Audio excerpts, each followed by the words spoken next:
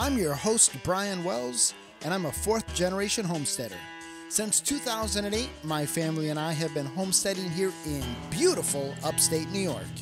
In 2019, I launched the Homestead Journey podcast to help people just like you get started and find success on their journey towards self-sufficiency, self-reliance, and sustainability. This is the Homestead Journey, and this is Season 4.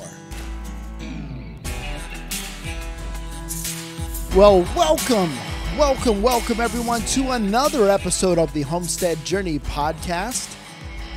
My name is Brian Wells. I am coming to you from 3B Farm and Homestead, back here in beautiful upstate New York.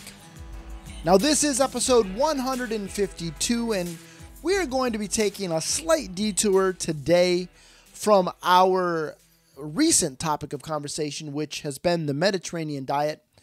And we are going to talk about one of the adventures that we embarked upon on our recent vacation to Alaska. We spent last week up in Alaska visiting with my brother Eric and his family, and just got back home yesterday, which is why I am a day late and a dollar short, as they say, in getting this episode out. Thank you so much for your patience, but I was just not up to recording an episode yesterday. Now, you probably can hear I've got a little bit of congestion going on.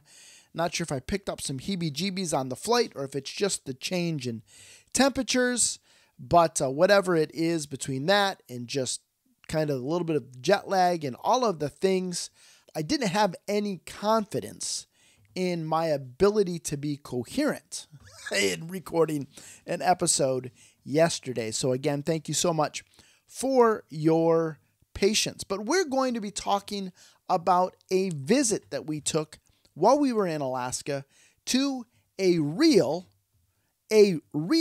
genuine Alaskan homestead. Not one of these fake Jake reality TV show Alaskan homesteads, but an actual real homestead. It was such a privilege to visit the homestead of Mark and Irene. I didn't ask them whether or not they have a homestead name or not, but it is an absolutely beautiful place. I'm looking forward to telling you all about it. But before we do that, I did want to jump on over to this week's homestead happenings. Now, we weren't here much of the week, but there's a few things I did want to share with you. Some things that kind of took place while we were gone. And so let me bring you up to speed on that before we jump over to this week's Charting the Course.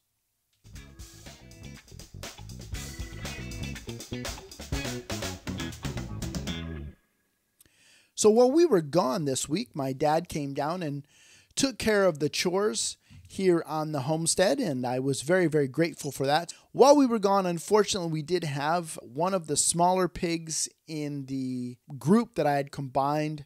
It died, and I think what happened, it was the runt, and I had thought about maybe putting it over with the littler pigs, the ones that were born, I think, in was it August or September of last fall? But they're definitely much smaller than the other pigs, and this one was maybe a little bit more in their size. I opted to keep it with the bigger pigs, and unfortunately, I think it just got crushed in a pig pile. So that was unfortunate, but as my buddy Dave says, when you have livestock, eventually you have dead stock, and so we did lose a pig while we were gone. And we had some pig shenanigans. What would it be without pig shenanigans here on 3B Farm and Homestead? My dad sent me a text and he said, Brian, Bear has gotten in with the ladies. What do you want me to do? And I said, leave him be. I'm done fighting it. If he wants to hang out with the ladies, he can spend a spring of love with the ladies. Boris has been in there. Bear's been in there. So I have no way of knowing who got who. So whoever has been impregnated in there, well, it's going to be meat pigs. There's no way we can register them. Very frustrating, but it is what it is. And so we'll see. Hopefully those pigs will be on to greener pasture, shall we say, before they farrow. But it is what it is. I'm not going to fight it anymore. So Bear is now in with the ladies, hanging out, living life large, and we'll see what happens in 3 months, 3 weeks, and 3 days. But some positive things, because I don't want to be all negative. There were some good things that took place while we were gone. The first thing is that the seed starting system / room / whatever you want to call it that we built in the basement, it is working out very, very well. It's maintaining a great heat. Things are sprouting well, and I am very, very happy with how things are progressing in there. Not everything sprouted that we planted, but a lot of it did, and I am very, very happy with how things are progressing in there. The other thing I wanted to bring you up to date on is my experiment with the currants and the grapes. Now, the currants are doing great. The currant cuttings have all leafed out. I think that's going to work out very, very well. But so far, the grapes haven't done anything. And so we'll see whether or not they take off. Maybe they're going to be a little late to the party. We shall see. But the currants right now are doing very, very well. I think the next step in my experiment, and I think I may have mentioned this, is to find some willow, because willow is supposed to help things root. And so I'm going to get some willow cuttings. There's a lot of people here in the area where I live that have willow trees in their yards. And so I'm sure it will not be hard for me to get some willow branches to put in to try to encourage these cuttings to take root, and that I'll be able to plant them. But so far so good, at least with the currants. The grapes not so much, but time will tell, and I will keep you updated on that. And hopefully this year, unlike last year, I will be able to carry all of this to completion, and I'm not going to end up losing track of it and tapping out early. That's my small, quick Homestead Happenings update for this episode. I do hope things are well wherever you are at. So as you can see, one more time, I am flying solo here in the Homestead Journey podcast studios. Bonnie is not joining me on this episode. Hopefully she will be back with me next week as we begin wrapping up our series on the Mediterranean diet. But today we are deviating from that a little bit to talk about a visit that we took last week while we were in Alaska to a real Alaskan homestead. Now, my brother has some friends, Mark and Irene, who are homesteaders in Alaska, and they were gracious enough to allow us to stop over and see what they've got going on. And it was certainly a privilege, it was a pleasure, it was an honor, and it was so eye-opening to see how they are homesteading. They have an absolutely beautiful setup. They're on 40 acres, 3 or 4 of it, maybe 5 of it's been cleared, but the view, oh my goodness, folks, the view off of the front of their house is just absolutely magnificent as they're looking towards some beautiful mountains, just these rugged mountains there in Alaska, just absolutely breathtaking. It was so beautiful there. But when they bought that property, there was no house, there was no barn, there was no greenhouse, there was no generator house, there was no chicken run. There was nothing like that. It was raw land, and they have been working to clear it and to set it up as a productive homestead. One of the first things I noticed when we pulled onto their property was this barn, we'll call it, that they had created out of shipping containers, Connex boxes, that they had built a roof over top of and then put a back on. Now, I don't recall ever seeing anything like this. I found it to be rather fascinating and just an absolutely wonderful idea. If you are going to start a homestead from scratch and there's nothing there at all, to level out a piece of land and to bring in a few shipping containers, put a bit of space in between them, put some rafters, a roof on top of it, and to basically have a barn, but an easy way to secure your tools and so forth. I just thought it was brilliant. And So now they have a spot in between the shipping containers where they can pull their tractor, where they can store gear. They have a place to hang all of their shovels and things like that. They store their chicken feeders and all of those kinds of things underneath there. I believe they store some of their feed in there. I don't remember all of what they had there, but certainly a nice open area underneath that roof. But then within the Connex boxes themselves, they had storage. On the one side, he had tools and a workbench, a little bit of a workshop, we'll call it, set up there, so to speak. But he was able to secure that, lock it up nice and tight. It's heated, so we can go out there and work in the winter, which was really, really nice. The other side is where they have freezers, and they also store their winter gear and their summer gear, depending on what season it is.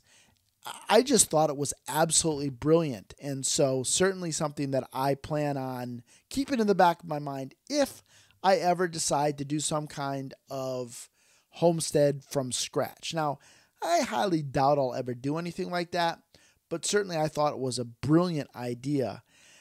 Next to the Connex boxes, they had a generator house. Now, they just put in a new Kubota diesel generator. I don't remember how big it is, but it certainly is big enough to power their entire homestead. Their plan long-term is to put in solar, but they haven't gotten there yet. They're trying to figure out what direction they want to go with regards to batteries.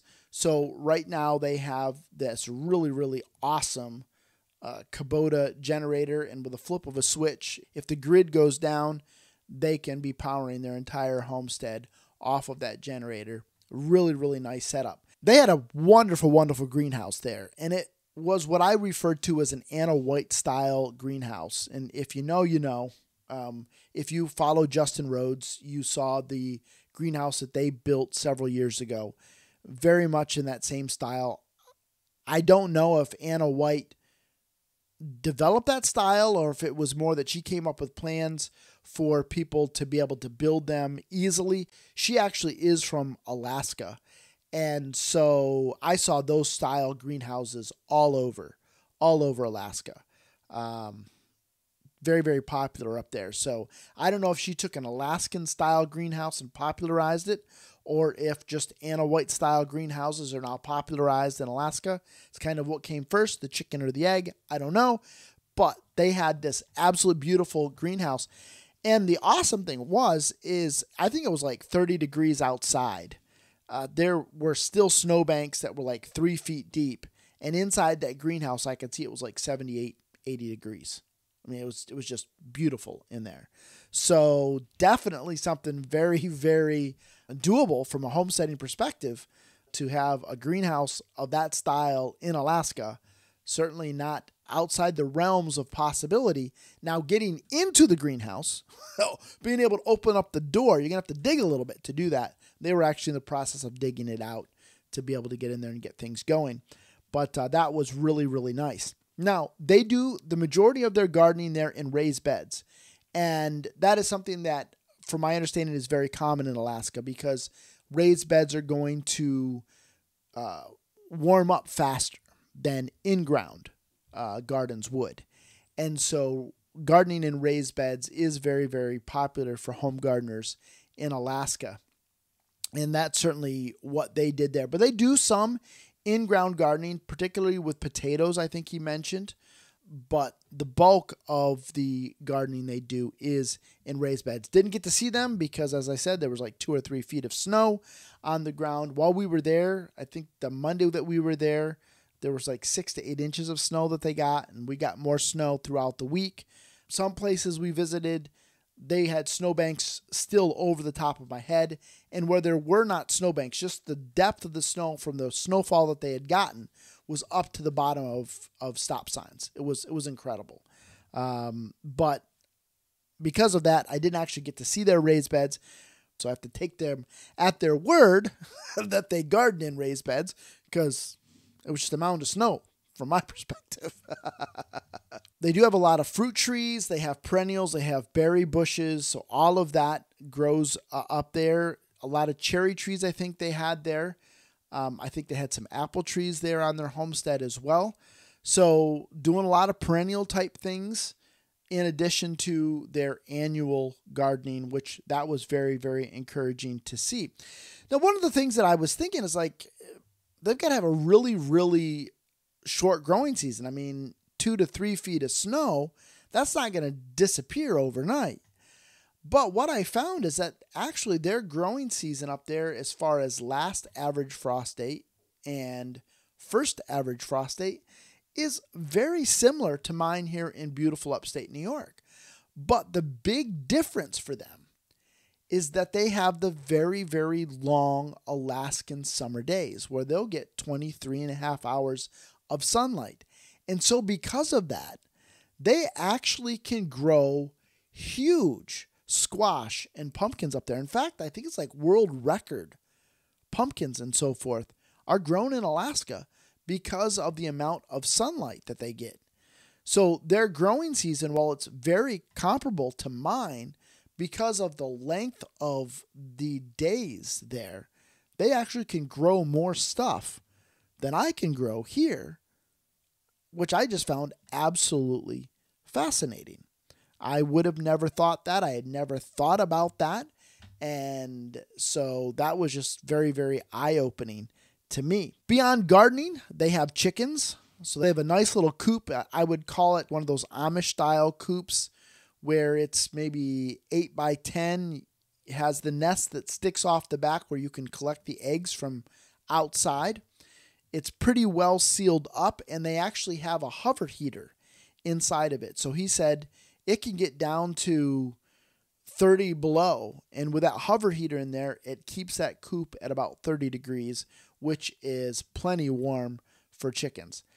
While we were there, they were also in the process of raising a batch of Cornish cross. I think they've got about 3 weeks, and they will be processing their first batch of Cornish cross chickens. So they're right about on the same schedule as I would be up here in beautiful upstate New York. The big difference, though, is that they are raising all of these Cornish cross in their basement. And their basement isn't really a full basement. It's more of like a combo between a crawl space and a basement. So basically what they did is they went up, I think, like 2 blocks higher than a regular crawl space would be. So what that means is you can kind of get between 2 joists and you can stand up, but then you kind of have to stoop down to kind of move around. But it's working out great for them, and they're raising, I think they had 30 Cornish cross in the corner, no smell. They're having to work at it. I think they use straw instead of shavings. They use chopped straw, I think is what she said, instead of shavings.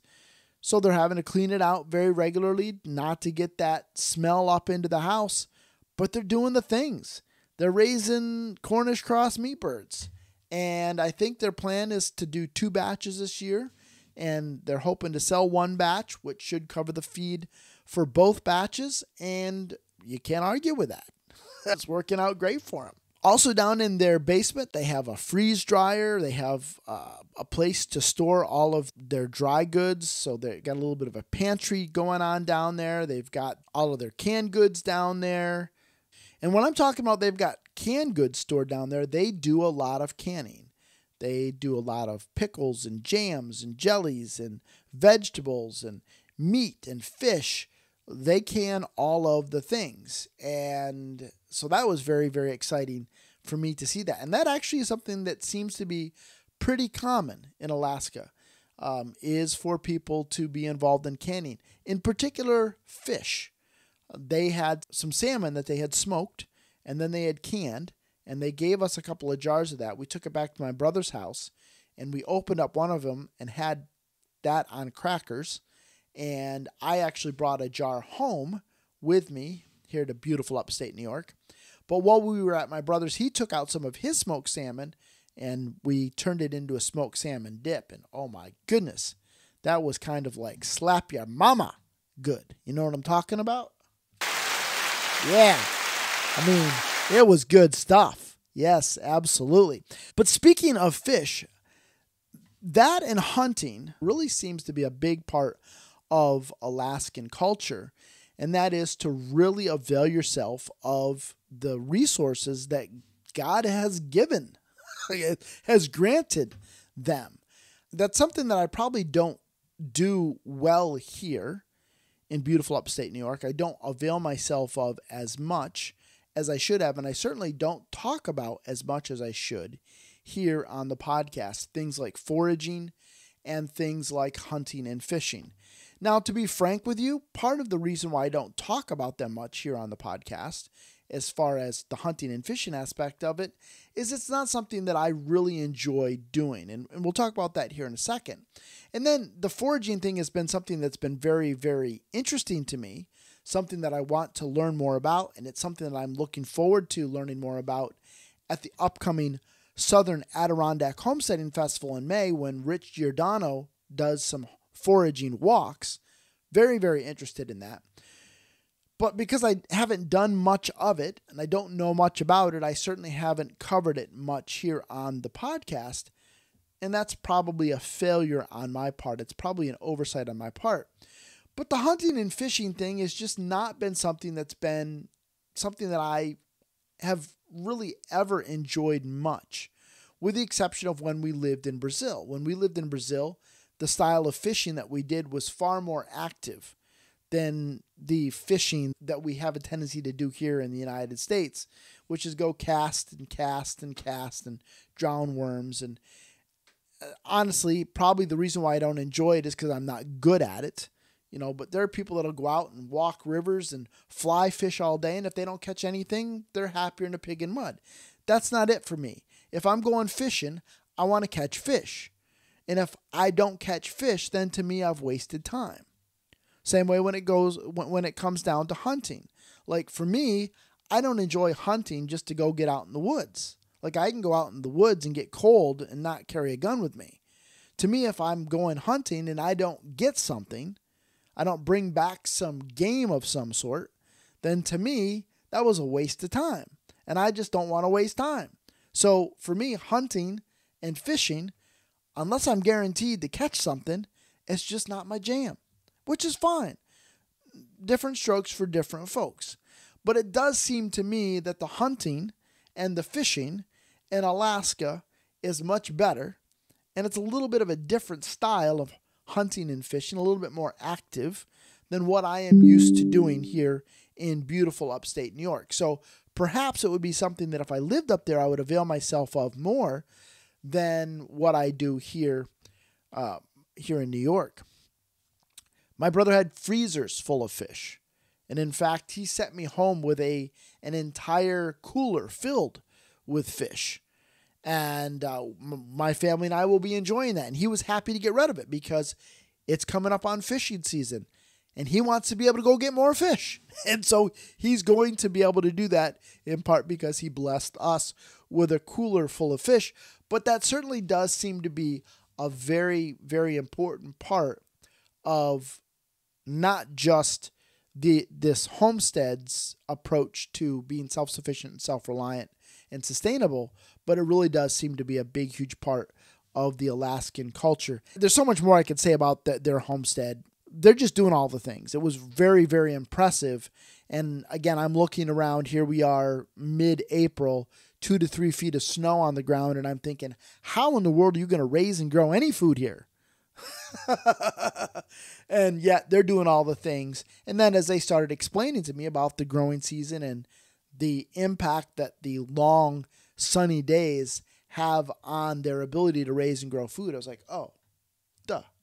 Why didn't I think of that? Now, down the end of the road from where my brother lives is a couple, Mike and Missy, who have kind of adopted my brother and sister-in-law as their own children and my nieces and nephews as their own grandkids. And they are big time into gardening as well. And they're doing the whole fishing and the hunting thing. I mean, Mike actually has a grizzly bear that he shot mounted in his living room. Like when I say mounted, it's on its hind legs. It's a full-on grizzly bear mount. I mean, it's beautiful, beautiful, beautiful, beautiful. But he's into all of those kinds of things. But he also is a big-time gardener. And so my nephew, Finley, has been starting plants down there with with Mike. And so every day Finley would leave to go down to see if his plants had popped up. It was fun to watch him be very, very excited about raising and growing food. And I loved seeing that. While we were there, my nephew Bryce, he's been wanting to get some plants started. So they got him a little Jiffy Pot greenhouse thing with the little peat pods. And he got some brassica started, and I think some peppers and maybe some tomatoes. Finley has some tomatoes and cucumbers and watermelon and I think lettuce, and Mike himself has tomatoes and peppers, and I don't even remember all the stuff that he's got started. He's using raised beds as well. And so it's just very exciting to see my nephews and my niece, Bella, as well, be around these people that are very, very passionate about growing food, and to see Bryce and Finley in particular get bit by that bug. Hopefully it sticks, and they will be the next generation of Wellses carrying on the tradition of raising and growing food.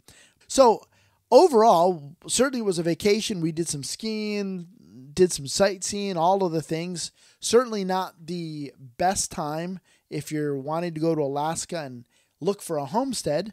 Certainly not the best time of the year to do that.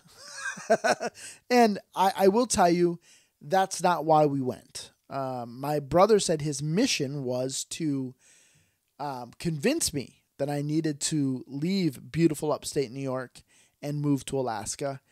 And while I found Alaska beautiful, and I understand why it has captivated my brother and sister-in-law the way that it has, I would say that I'm still not convinced that I need to move to Alaska. Now, I would love to spend a season growing a garden in Alaska. I think that would be fun. I would really love to experiment to see just exactly how these long days affect what you can raise and grow. I would absolutely love to see that. But I don't know as I'm ready to leave beautiful upstate New York yet. Maybe someday. But man, I still love it here. Beautiful upstate New York. Anyhow, folks, I hope you found this interesting. It certainly was a privilege and an honor to visit the homestead of Mark and Irene, and then spend time talking with Mike and Missy about how they raise and grow food there in Alaska. And I certainly came away inspired. I came away challenged, and I came away with a little bit more knowledge than when I arrived there in beautiful Alaska. It's just, I can't say it's more beautiful than upstate New York. I'm not going to say it's less beautiful in upstate New York. I'm just going to say it's beautiful in its own right. Maybe that's lame, but it is what it is.